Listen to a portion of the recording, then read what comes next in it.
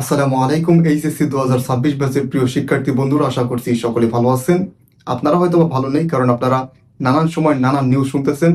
তো শিক্ষা মন্ত্রণালয় থেকে কিন্তু একদম স্পষ্ট করে জানিয়ে দিয়েছে আপনাদের পরীক্ষা স্থগিত হচ্ছে না।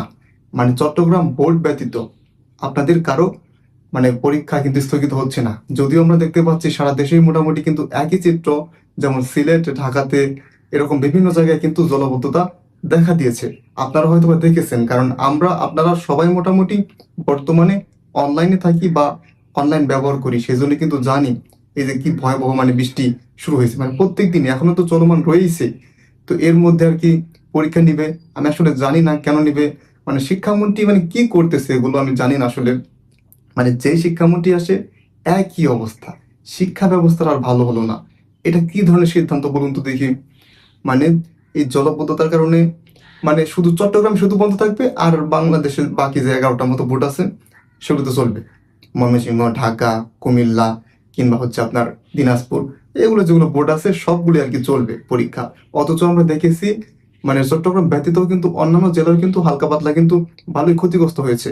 তো ক্ষতিগ্রস্ত হলে সে ওই ছেলেটা বা ওই মেয়েটা ভালোভাবে পড়তে পারবে? বিশেষ করে বন্যা কোন দিকে হয়? গ্রাম অঞ্চলেই তো হয়।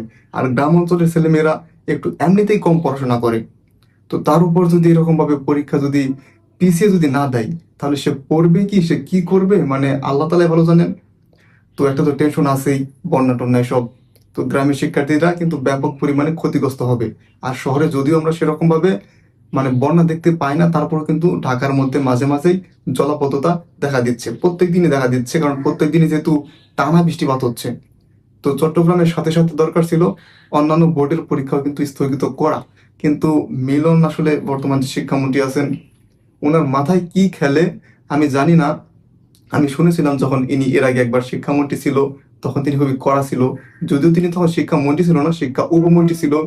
তো তিনি নাকি তখন খুব ভালোভাবে তার নিজের নিষ্ঠার সাথে দায়িত্ব পালন করেছিল। কিন্তু বর্তমানে ওই যে একটা কথা আছে না, মানুষের বয়স বৃদ্ধির সাথে সাথে বেশি কঠোর দেখাতে গিয়ে এমন নিয়ম করছেন যেটা আসলে এদিকেও যাচ্ছে না, ওই দিকেও যাচ্ছে না, কোনো দিকেই যাচ্ছে না, কোনো কিছুই হচ্ছে না।